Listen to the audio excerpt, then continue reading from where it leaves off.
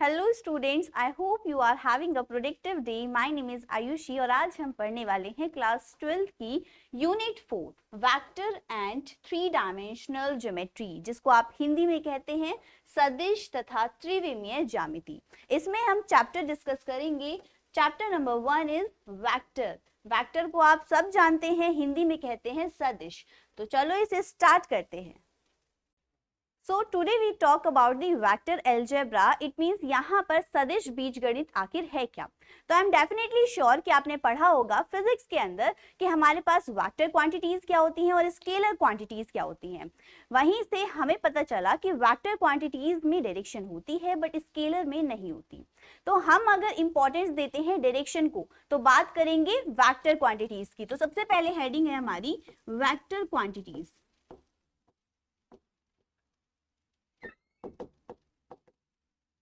Vector quantities जिसको हम कहते हैं सदिश बीजगणित। यहाँ पर अगर देखें कि हमारे पास वेक्टर जो क्वांटिटीज है आखिर है क्या, तो हम कहते हैं जिसमें डायरेक्शन है वही वेक्टर क्वांटिटीज है। और इसे कैसे शो करेंगे? लेट अस सपोज कि हमारे पास एक वेक्टर है, वेक्टर इज आर वेक्टर। यहाँ पर ये जो वेक्टर का साइन है ये डिनोट करता है हमारी डायरेक्शन को, राइट। तो हमने कहा कि हमारे पास एक O पॉइंट है और एक A पॉइंट है और इससे हमने O से P तक का जो डिस्टेंस निकाला है that's called vector, R vector. यहाँ पर एक चीज आपको जो ध्यान देनी है कि हमारे पास जो भी वेक्टर क्वांटिटीज होती हैं ये क्या होती हैं। फॉर एग्जाम्पल जैसे एक्सेलरेशन, डिस्प्लेसमेंट, ये सब क्या है? वेक्टर क्वांटिटीज ही हैं। तो हम इसे डिफाइन कर सकते हैं कि जिस भी क्वांटिटीज के अंदर हमें डायरेक्शंस मिलती हैं और साथ ही मैग्नीट्यूड मिलता है वो कहलाती हैं वेक्टर क्वांटिटीज, राइट। तो अब हम बात करते हैं कुछ बेसिक नॉलेज की यहाँ पर कि अगर हमारे पास वेक्टर क्वांटिटीज है तो इसको रिप्रेजेंट कैसे करेंगे। अगर हमने OP माना हुआ है तो हम लगाएंगे एक वेक्टर साइन और ये डिनोट करता है हमारी डायरेक्शन को। तो OP साइन हमारा क्या डिनोट कर रहा है? OP vector is vector quantity को। अब हमने कहा कि इसकी वैल्यू R है तो हम इसे इक्वल्स करेंगे R वेक्टर से।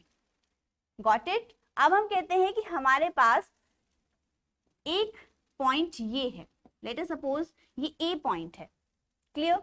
एंड दूसरा पॉइंट आपका यहां पर B पॉइंट है। अगर इन दोनों को ज्वाइन कर दें इस तरीके से तो ये वाला पॉइंट क्या कहलाएगा? जो आपकी स्टार्टिंग पॉइंट है ये कहलाता है आपका initial point, initial point of vector. And यहीं पर अगर हम एंड पॉइंट की बात करें तो वो पॉइंट क्या कहलाएगा? आपका टर्मिनल पॉइंट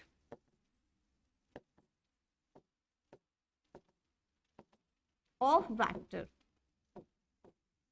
तो first is initial point of vector and second is terminal point of vector. यहां पर अगर बात करें कि इन दोनों के बीच का डिस्टेंस क्या है, ये वाला A और B के बीच के डिस्टेंस को हम क्या कहते हैं? हम इन दोनों के बीच के डिस्टेंस को कहते हैं मैग्नीट्यूड। मैग्नीट्यूड जिसे आप कहते हैं हिंदी में परिणाम। Got it. तो यहां पर A और B ये जो इनिशियल एंड टर्मिनल पॉइंट है इन दोनों के बीच के डिफरेंस को बोलेंगे मैग्नीट्यूड ऑफ द वेक्टर, या फिर आप बोल सकते हैं लेंथ ऑफ द वेक्टर।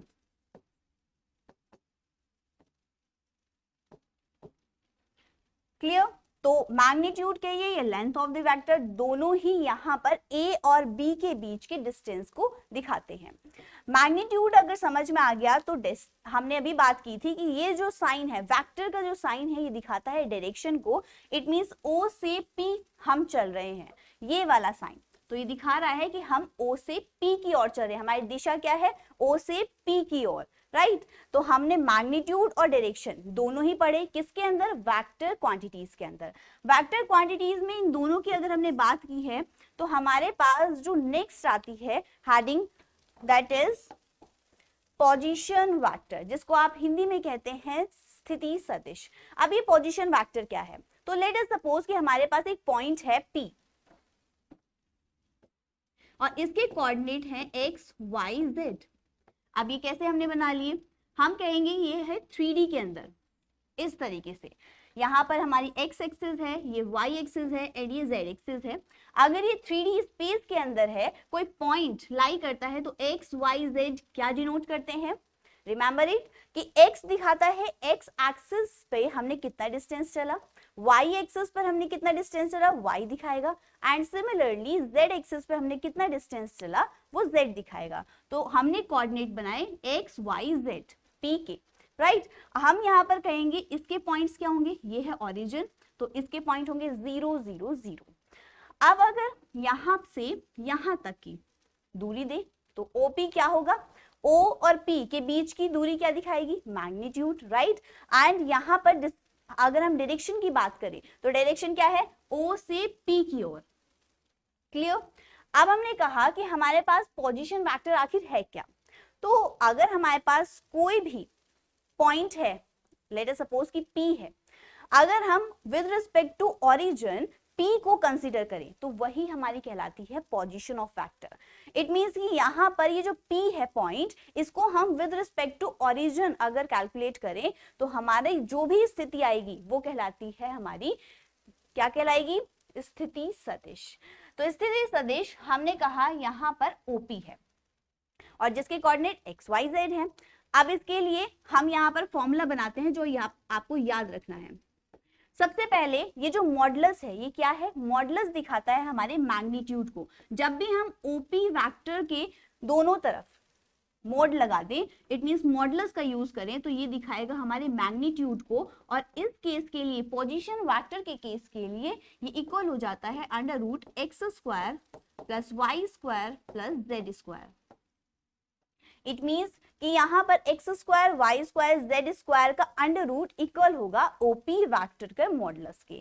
और ये क्या है, ये मैग्नीट्यूड है, किसके लिए, पोजीशन वेक्टर के लिए, राइट। तो पोजीशन वेक्टर के लिए आपको ये याद रखना है। यहाँ पर आप ये भी कह सकते हैं कि R वेक्टर की क्या वैल्यू है आपके पास, under root x square plus Y square plus Z square.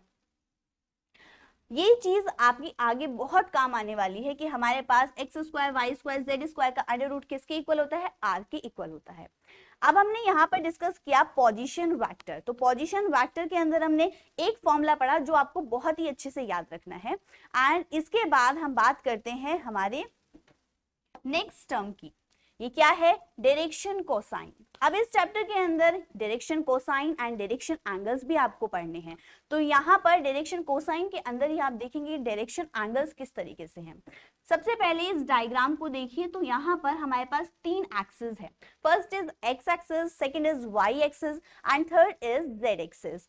And यहाँ पर अगर एक P पॉइंट हमने कंसिडर किया है जिसके कोऑर्डिनेट्स हैं X Y Z, got it. तो एक्स वाई जेड हमारे पास कोऑर्डिनेट्स हैं 3D के अंदर, ओके। अब हमने क्या कहा कि एक्स एक्सिस से ये एक्स डिस्टेंस चलता है और साथ ही हमने कहा ये एंगल कितना बनाएगा, अल्फा एंगल बनाएगा। वाई एक्सिस से वाई डिस्टेंस चलता है और एंगल कितना बनाएगा, बीटा एंगल बनाएगा। And third is Z axis पे ये जेड डिस्टेंस चलता है और एंगल बनाएगा गामा। तो हमने यहाँ पर 3 एंगल्स को डिस्कस किया, alpha, beta and gamma.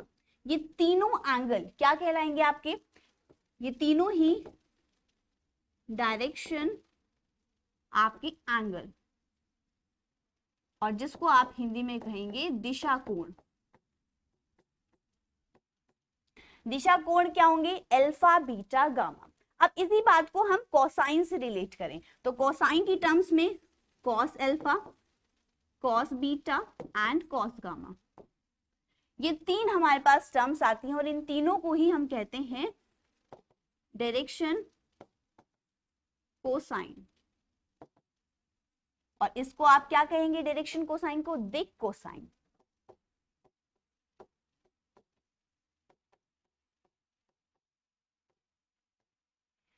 Right, तो दिक् कोसाइन या फिर डायरेक्शन कोसाइन आप किसको कहेंगे, cos alpha, cos beta and cos gamma.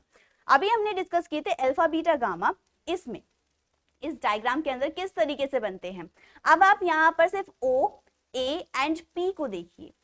अगर हम कहें कि O, A और P ये तीनों पॉइंट्स आपस में मिलके क्या बना रहे हैं, एक ट्राइंगल बना रहे हैं, राइट एंगल ट्राइंगल। तो राइट एंगल ट्राइंगल के लिए अगर कॉस अल्फा फाइंड करें, कैसे करते हैं, base upon hypotenuse, and base upon hypotenuse के अकॉर्डिंग हमारे पास बेस क्या है यहाँ पर x and hypotenuse is r vector. तो इसकी वैल्यू cos अल्फा की वैल्यू हो गई x upon r, right. Similarly आप क्या निकाल सकते हैं, cos बीटा निकाल सकते हैं y upon r, because cos beta कहां पर है, हमारे पास ये जो y एक्सिस से हम एंगल बना रहे हैं ये हमारे पास बीटा एंगल है। सिमिलरली cos गामा क्या होगा, z अपॉन r। अब इन तीनों के बीच में एक रिलेशन डिफाइन करते हैं। रिलेशन है आपके पास cos square alpha plus cos square beta plus cos square gamma equals to क्या होगा, यहां पर cos स्क्वायर अल्फा लिया है तो cos अल्फा की value is x by r का whole square plus cos square beta is y upon r, तो y अपॉन r का whole square and similarly z upon r का होल स्क्वायर। इसे अगर सॉल्व करें तो क्या टर्म्स आएंगे आपके पास, x square by r square plus Y square upon are square and z square by r square. थोड़ा सा सिंप्लीफाई करने पर एक्स आर स्क्वायर आपका एलसीएम होगा and X square plus Y square plus Z square upon are square, और ये किसके equal है, आपके cos alpha plus cos square beta plus cos square gamma की। एंड यहाँ पर एक चीज आप नोटिस कीजिए, ये वाली टर्म ये किसके इक्वल थी हमारे पास, ये थी आर स्क्वायर के इक्वल, बिकॉज हमने पढ़ा था पोजीशन वेक्टर के अंदर जो ओपी वेक्टर का modulus, it means magnitude of OP is under root x square plus Y square plus Z square. और यहीं से हमने हेल्प ली, इस वैल्यू की हेल्प लेके हमने क्या लिखा, आर स्क्वायर, वहां पर हमने आर से डिनोट किया था और यहां पर भी हम आर से डिनोट कर रहे हैं। It means R square is X square plus Y square plus Z square की वैल्यू होगी। अब इसकी हमने वैल्यू अगर पुट की है तो रिजल्टेंट इज 1। तो रिलेशन आपके पास फाइनली आ गया cos square alpha plus cos square beta plus cos square gamma equals to 1। ये मोस्ट इंपॉर्टेंट आपके पास रिलेशन है, cos square alpha plus cos square gamma plus cos square beta equals to 1। अब बात करते हैं इससे आगे कि कभी कभी ऐसा भी होता है कि हमारे पास ये जो cos alpha cos beta cos gamma है, इनको हम रिप्रेजेंट कर देते हैं cos अल्फा को L से, cos बीटा को M से एंड cos गामा को N के थ्रू। और अगर हम इनसे रिप्रेजेंट कर रहे हैं तो हमारे पास रिलेशन क्या होगा, L square plus M square plus N square equals to 1। और ये रिलेशन भी आपका इंपॉर्टेंट है। अगर आपके क्वेश्चन के अंदर ये टर्म्स दी जाती हैं तो आप इसमें रिलेशन फाइंड कर सकते हैं। अगर आपके पास cos alpha cos beta cos gamma दी जाता है तो आप ये वाले रिलेशन को यूज करेंगे। तो यहाँ से आगे बात करते हैं कि हमारे पास टाइप्स ऑफ वेक्टर क्या होते हैं। सबसे पहले टाइप्स ऑफ वेक्टर को हम कहते हैं सदिशों के प्रकार। तो इसमें सबसे पहले क्या आ रहा है, शून्य सदिश, it means zero vector. Zero vector या फिर आप दूसरा नाम लिख सकते हैं नल वेक्टर। ये दोनों ही नाम आप यूज कर सकते हैं शून्य सदिश के लिए।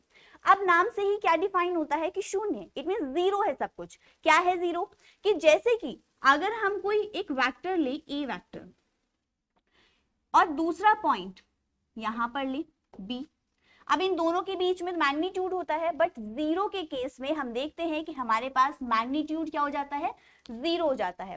क्या लिखा हुआ है, ऐसे सदिश जिसका प्रारंभिक बिंदु और अंतिम बिंदु एक ही हो। इट मींस दोनों points final and initial point एक साथ कोइंसाइड कर दें। अगर ये दोनों पॉइंट्स कोइंसाइड करते हैं तो that's called zero vector. And इस केस के लिए आपके पास जो डायग्राम होगा कैसे होगा, यहां पर ही ए है और यहीं पर बी है, दोनों ही कोइंसाइड है।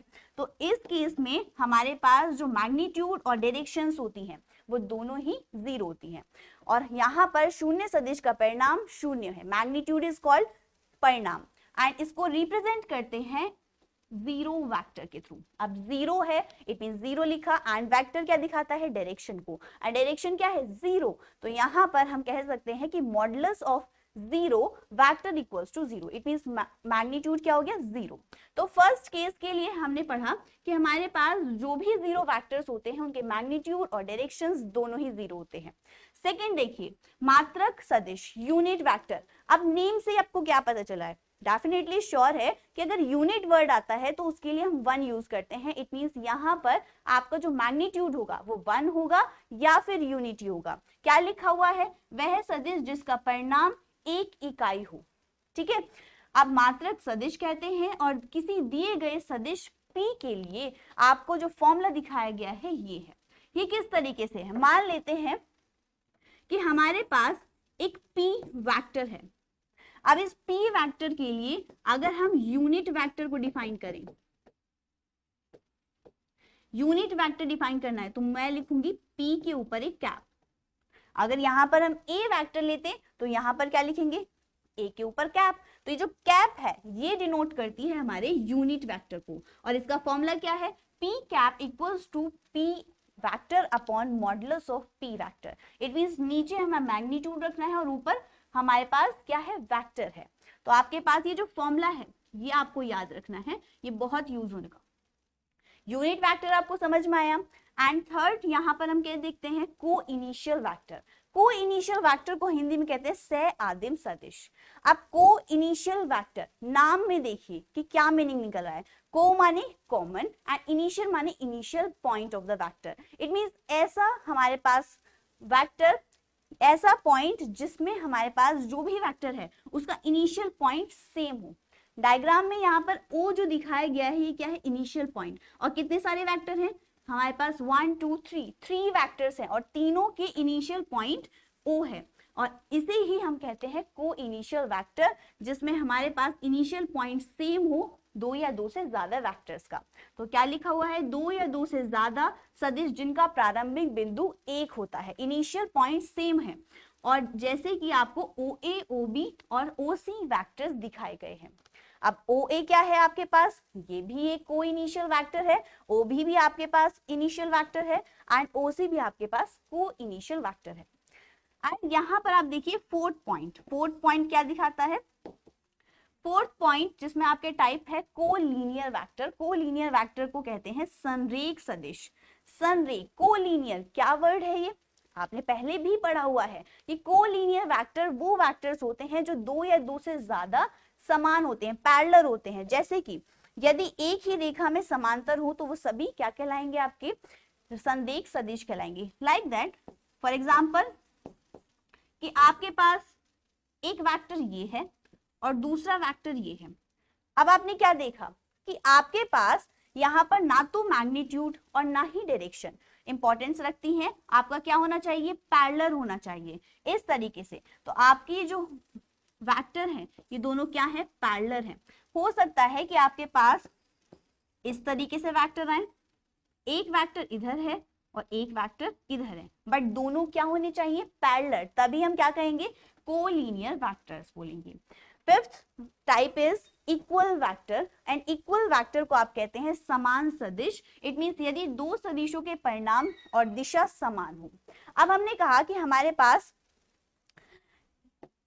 यहां पर ये दो सदिश दिखाए गए हैं, वेक्टर दिखाए गए हैं, ए वेक्टर एंड बी वेक्टर। इन दोनों में हमने क्या कहा कि परिणाम और दिशा समान हो, दोनों ही सिमिलर हो, तभी हम क्या कहेंगे, इक्वल वेक्टर। बिकॉज इक्वल है, मैग्नीट्यूड भी इक्वल होना चाहिए और डायरेक्शन भी इक्वल होना चाहिए। तो a vector equals to b vector यहां पर डिनोट होगा किसमें, इक्वल वेक्टर्स के अंदर।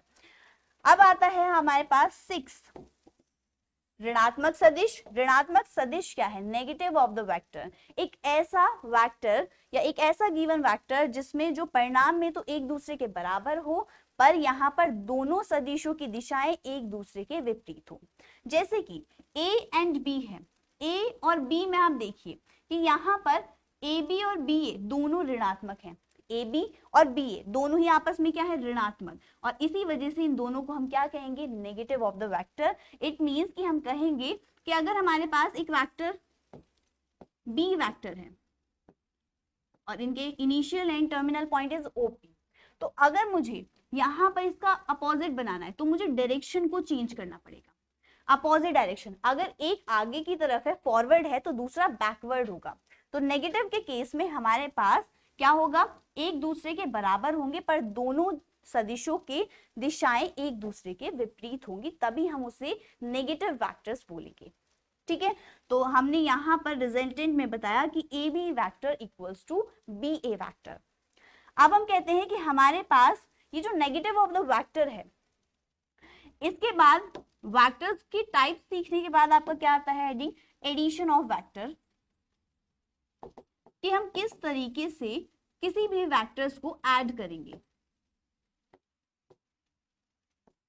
एडिशन ऑफ वेक्टर जिसको आप हिंदी में कहेंगे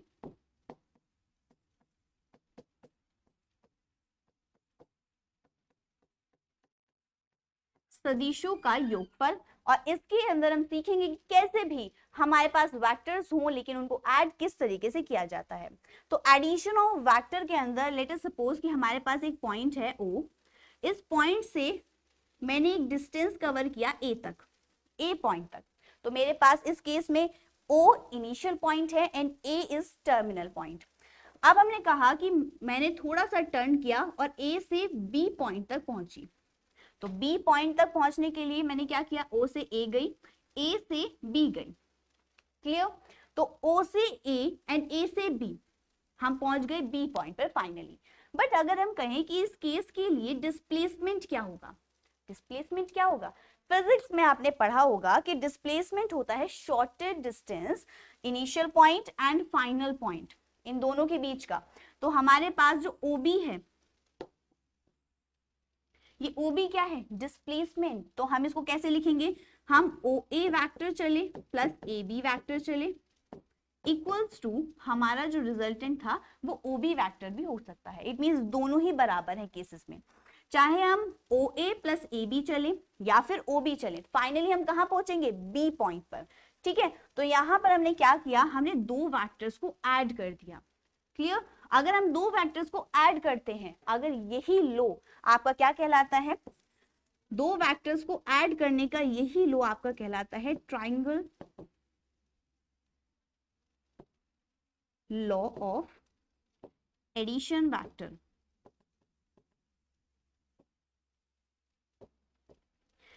triangle law of addition vector क्या है, इसमें यही है कि OA वेक्टर plus AB vector equals to OB vector. चाहे आप OB लिखें या आप ये वाला तरीका लिखें, दोनों ही आपस में क्या है, बराबर है, बिकॉज हमें रिजल्टेंट क्या मिल रहा है, फाइनली B पॉइंट पर हम पहुंचे हैं। ये क्या कहलाएगा, triangle law of addition law vector. अब यहां पर अगर हम वेक्टर्स को लेके बात करें तो सपोज करते हैं कि हमारे पास A वेक्टर OA का है और B वेक्टर हमारे पास AB का है। इस केस के लिए हम क्या लिखेंगे, A vector plus B vector क्या होगा, OB वेक्टर के बराबर, बिकॉज रिजल्टेंट जो OB है, जो आपका डिस्प्लेसमेंट है, वो किसके बराबर है, A vector plus B vector. अगर क्वेश्चन बनता है आपके पास इस तरीके से कि A वेक्टर प्लस माइनस के B वेक्टर, इसको हम कैसे ड्रॉ करेंगे। अब हमने सिंपल प्लस तो कर लिया, बट इनको कैसे करेंगे, यहां पर देखिए, सबसे पहले हमने OA लिया जो कि A वेक्टर था एंड कोई हमारे पास B वेक्टर है, इसे आप बोल सकते हैं आपके पास AB है। अब हम कहते हैं कि हमें इन्हें ऐड करना है फर्स्ट केस के लिए। तो अगर ऐड करना है तो क्या करेंगे, मैग्नीट्यूड सेम रखना है और आपके पास जैसे आपको दिए गए हैं बस इनको ज्वाइन करना है, कोइंसाइड करना है। तो हम क्या करेंगे, इसका रिजल्ट आप OA को एज इट इज रखेंगे एंड A पॉइंट और B पॉइंट को इस तरीके से मिलाएंगे। तो ये हो गया B वेक्टर और ये हो गया A वेक्टर। तो इसका रिजल्टेंट क्या दिया हमने, A vector plus B vector, इस तरीके से ऐड किया था हमने। अब अगर इस केस में माइनस B हो तो हम क्या करेंगे, क्वेश्चन यही है कि ए हमारे पास वेक्टर ये है, बी वेक्टर ये है, इस केस में माइनस बी वेक्टर कैसे फाइंड करेंगे। तो सबसे पहले तो आपको ये पता होना चाहिए जो माइनस बी लिखा हुआ है ये क्या है, नेगेटिव ऑफ द वेक्टर। अभी हमने टाइप्स के अंदर पढ़ा था कि हमारे पास नेगेटिव ऑफ द वेक्टर क्या होता है कि हमारे पास जो मैग्नीट्यूड है वो तो सेम हो बट डायरेक्शन चेंज हो जाती है। तो इसी केस को लेते हुए हम कहेंगे ओ ए तो एज इट इज रहेगा a vector as it is, but यहाँ पर हमारा जो बी वेक्टर की डायरेक्शन थी मैग्नीट्यूड से बट डायरेक्शन क्या हो जाएगी उल्टी। तो हम लेंगे कुछ इस तरीके से, ये होगा बी वेक्टर और इनको ज्वाइन करने पर जो भी हमें फिगर मिलेगा वो रिजल्ट देगा हमें ए वेक्टर प्लस माइनस के बी वेक्टर। तो इस केस के लिए डायग्राम ये होगा।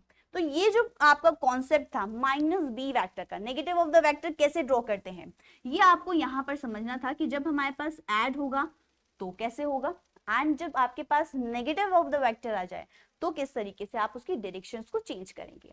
ये बात आपको समझ में आई, ठीक है। तो अब हमने एडिशन ऑफ द वेक्टर सीख लिया, अब हम नेक्स्ट क्या सीखेंगे। तो यहाँ पर हम बात करेंगे parallelogram law of addition vector की, जिसके अंदर हम सबसे पहले एक डायग्राम देखते हैं कि एक पैरेललोग्राम है इस तरीके से और यहाँ पर एक डायगोनल है। अब ये क्या कहता है लो, ये लो कहता है कि हमारे पास जो पैरेललोग्राम की एडजेसेंट साइड्स होती हैं उनको हम इस तरीके से अरेंज करेंगे कि हमारे पास क्या हो, एक एडिशन ऑफ वेक्टर क्रिएट हो। जैसे कि यहाँ पर एडजेसेंट साइड से मतलब क्या है कि हमारे पास जो भी वर्टेक्स है, जो कॉमन वर्टेक्स के हमारी लाइंस हैं वो कहलाएंगी एडजेसेंट साइड्स, एंड ये वाली जो आपकी दो है ये है एडजेसेंट साइड्स। अब अगर एडजेसेंट्स को हम अरेंज कर रहे हैं कुछ इस तरीके से, तो हमने कहा कि यहाँ पर O, ये A, ये B एंड C पॉइंट्स हैं, एंड इसमें केस में जो वेक्टर है वो A वेक्टर है, इस केस के लिए B वेक्टर है। अगर ये A वेक्टर है ये B वेक्टर है तो आपके पास रिजल्ट कौन देगा, शॉर्टेस्ट डिस्टेंस देगा, किसके बीच का, इनिशियल एंड फाइनल का। तो हमारे पास ये जो डायगोनल है ये देगा A vector plus B vector. अब हमने क्या देखा कि हमारे पास जो पैरेललोग्राम था इस डायगोनल के अलोंग ये दो पार्ट्स में डिवाइड हो गया और इसका रिजल्टेंट डायगोनल ही दे रहा है। इट मींस मैग्नीट्यूड और डायरेक्शन दोनों ही कौन बताएगा, हमारा डायगोनल बताएगा। तो हमारे पास A vector plus B vector इस लो का रिजल्टेंट है और ये रिजल्टेंट हमें मैग्नीट्यूड और डायरेक्शंस दोनों डायगोनल्स बताएंगे। मैग्नीट्यूड क्या होगा, जो भी आपको गिवन वेक्टर है उनका सम ऑफ वेक्टर एडिशन, ठीक है, एंड जो आपकी डायरेक्शन है वो क्या होगी, that is the direction of sum of the vector addition. It means इसकी जो भी आपकी गिवन वेक्टर है उनकी एड की डायरेक्शन आपकी डायरेक्शन होगी इस पैरेललोग्राम लॉ के अकॉर्डिंग, एंड मैग्नीट्यूड भी आपका सम ऑफ वेक्टर एडिशन होगा जो भी आपको गिवन होगा। अब इसमें हमने देखा कि यहाँ पर डायगोनल ही हमारी मैग्नीट्यूड एंड डायरेक्शन को अगर सेटिस्फाई करता है तो हम कह सकते हैं कि जो ट्राइंगल लॉ ऑफ एडिशन था, वेक्टर एडिशन, ये इक्विवेलेंट है हमारे parallelogram law of vector addition के इस केस के लिए, बिकॉज वहां पर भी रिजल्टेंट क्या मिल रहा है, a vector plus b vector, और यहाँ पर भी रिजल्टेंट क्या मिला, a vector plus b vector. It means दोनों ही क्या हो गए, इक्विवेलेंट। अब हम पढ़ते हैं नेक्स्ट हमारी term is properties of vector addition, because ये भी आपको समझ में आनी चाहिए कि सदिश योगफलों की गुण क्या है। सबसे पहले आती है कॉम्यूटेटिव प्रॉपर्टी, जिसे हम कहते हैं क्रम विनिमय नियम।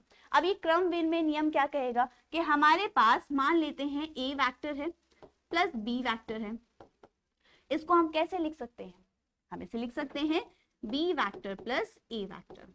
दोनों को यहां पर क्या कर सकते हैं, क्रम विनिमय कर सकते हैं। ए वेक्टर प्लस बी वेक्टर बराबर होगा बी वेक्टर प्लस ए वेक्टर के, ठीक है। सेकंड आती है प्रॉपर्टीज एसोसिएटिव प्रॉपर्टी, जिसमें हम कहेंगे सदिशों का योगफल सहचार्य होता है। It means late us suppose कि हमारे पास ए बी सी कोई तीन वेक्टर्स हैं और इस केस के लिए हमारे पास जो रिजल्टेंट होगा वो होगा a vector plus b vector plus c vector. ये जो ब्रैकेट है आप देख रहे हैं बी और सी के बीच में है, अब ये चेंज होगा a vector plus b vector के बीच में रहेगा प्लस सी वेक्टर। और डायग्राम में अगर देखें तो रिजल्टेंट आपको क्या दे रहा है, ये वाला पी आर, यहाँ पर पी एस हमारे पास a vector plus b vector plus c vector है। एंड यहाँ पर पी एस हमारे पास क्या, a vector plus b vector plus c vector. तो एसोसिएटिव लो हमें रिजल्टेंट देता है ये वाला, इसको आपको याद रखना है।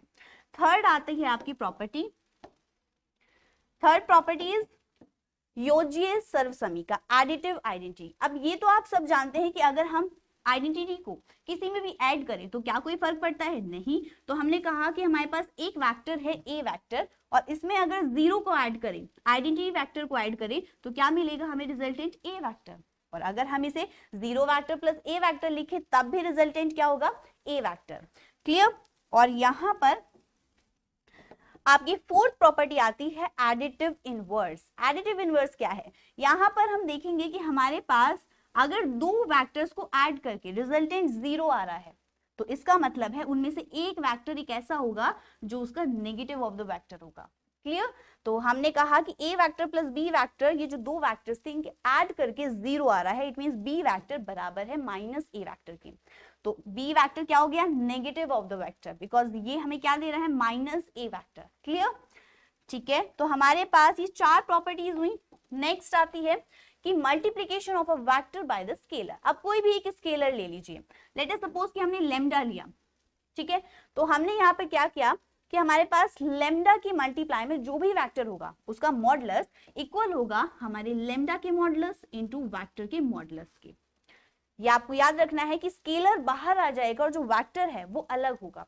तो लैम्डा ए वेक्टर का modulus equals to lambda modulus A vector modulus resultant. Got it. तो यहां तक हमने क्या किया कि प्रॉपर्टीज ऑफ हमारी वेक्टर अलजेब्रा क्या थी। अब हम कहेंगे कि हमारे पास कुछ इस तरीके के क्वेश्चंस आते हैं, जैसे पहले है उत्तर से 30 डिग्री पूर्व में 40 किलोमीटर के विस्थापन का आरेखीय निरूपण कीजिए। तो सबसे पहले हमें ये पता होना चाहिए कि हमारे पास ईस्ट वेस्ट नॉर्थ साउथ क्या है। East west north and south.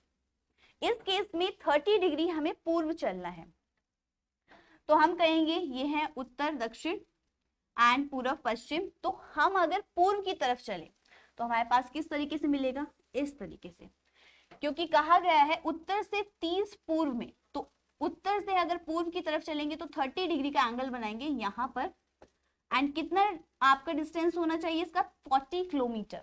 अगर 40 किलोमीटर है तो हम सपोज कर लेते हैं कि हमारे पास इस पॉइंट तक, ये जो पी पॉइंट है यहां तक ये 40 किलोमीटर है। और आपसे पूछा गया था इसका डायग्राम, तो यही आपका क्या होगा, आंसर होगा कि 30 डिग्री के साथ हमारा अगर उत्तर से पूर्व में चल रहे हैं 40 किलोमीटर का विस्थापन है, आपका डिस्प्लेसमेंट है, तो आपके लिए डायग्राम क्या होगा, ये वाला। नेक्स्ट क्वेश्चन देखते हैं कि इसी तरीके से रिलेटेड है कि दक्षिण से 30 डिग्री पश्चिम में 40 किलोमीटर का विस्थापन। तो सिमिलरली सबसे पहले east west north and south ये क्रिएट करेंगे। अब इसको जानने के बाद हमें क्या करना है, दक्षिण से 30 डिग्री पश्चिम में। अब यहाँ पर आप अगर देखें तो दक्षिण क्या है, एस, ये साउथ, तो हम कहेंगे यहाँ पर ये 30 डिग्री एंगल बनाएगा। और कितना चलना है, डिस्प्लेसमेंट इज 40 किलोमीटर। तो आपके पास displacement is 40 kilometre and angle is 30 degree, and this is your answer. Next question कि हमारे पास एक ट्राइंगल है ABC और हमें दिया गया है कि AB का वेक्टर, BC का वेक्टर, CA का वेक्टर से निरूपित 3 सदिशों का योग क्या होगा। तो ये आपका क्वेश्चन किस तरीके से होना है, देखिए AB का वेक्टर, BC का वेक्टर एंड CA का वेक्टर, इन तीनों का योग पूछा गया है। ठीक है, अब हम यहाँ पर अप्लाई करेंगे एसोसिएटिव प्रॉपर्टी। क्या होती है कि अगर हमारे पास ये है तो हम इसमें 2 के साथ एक ब्रैकेट लगा सकते हैं। तो लेट अस सपोज कि हमने चूज किया कि AB vector plus BC vector के साथ हम ब्रैकेट लगाएंगे एंड CA को एज इट इज रखेंगे। अब यहाँ पर अगर देखें तो हमारी ये वैल्यू किसके बराबर है, अगर ये हमारे पास एक ट्राइंगल था इस तरीके से A, B एंड C, अब AB एंड BC ये किसके बराबर है, रिजल्टेंट इज AC, तो हम लिख सकते हैं AC vector plus CA vector. अब ये AC है, ये CA है, अगर इन दोनों को अगर हम ध्यान से देखें तो क्या मिलेगा, AC वेक्टर माइनस की AC वेक्टर। क्लियर। तो AC वेक्टर क्या हो गया, यहाँ पर हम देख रहे हैं इसका रिजल्टेंट इज 0, तो इसका योग होगा 0, बिकॉज यहाँ पर सी क्या होगा, नेगेटिव ऑफ द वेक्टर होगा। इसी वजह से यहाँ पर AC माइनस AC, या आप लिख सकते हैं कि प्लस CA, उस केस में भी आपको रिजल्टेंट 0 ही मिलेगा। तो AC vector plus CA vector, because negative of the vector AC का नेगेटिव CA है, तो इसलिए वजह से हमारा रिजल्टिंग क्या हो गया, 0। क्लियर? तो यही आपका आंसर है। नेक्स्ट देखते हैं कि हमारे पास क्वेश्चन क्या है, ये वाला। देखिए यहाँ पर दिया गया है कि ABC एक समांतर चतुर्भुज है और AB तथा BC के मध्य बिंदु EF है। ठीक है, तो हमने कहा AB के मिड पॉइंट E है और BC का मिड पॉइंट F है, तो कहा गया है कि EF फाइंड कीजिए। तो EF कैसे फाइंड करेंगे, इसमें देखें तो EF फाइंड करने के लिए EB चलना होगा प्लस BF चलना होगा। सबसे पहले क्या चले, EB एंड BF, और रिजल्टेंट क्या मिला, EF। अब हम कहते हैं कि ये जो EB है, ये EB क्या है, ये हाफ ऑफ द AB है, तो हम लिख सकते हैं half of the AB plus BF similarly किसका हाफ है, BC का, तो half of the BC vector. अब आपको क्या करना है, हाफ लेंगे common and AB vector plus BC vector as it is. And यहां पर एक नोटिस करने वाली बात है, जो BC है ये किसके बराबर होगा, AD के, बिकॉज आप जानते हैं बाय द प्रॉपर्टी कि हमारे पास AB vector as it is plus BC vector को हम लिखेंगे AD वेक्टर। Got it? तो यहां पर AB और AD की वैल्यूज ही आपको दी गई है। AB की values A vector plus AD की वैल्यू इज B वेक्टर, और ये हाफ एज इट इज रहेगा, और ये आपका हो गया रिजल्ट। क्या है ये, EF वेक्टर की वैल्यू क्या, 1/2 A vector plus B vector. Clear? तो यहां तक हमने जितने भी क्वेश्चंस किए हैं और थ्योरी की है उसे मन लगा के अच्छे से पढ़िए और उससे रिलेटेड क्वेश्चंस कीजिए। आगे की वीडियोस में हम और भी इंपॉर्टेंट चीजें पढ़ेंगे। तब तक के लिए थैंक यू, हैप्पी लर्निंग।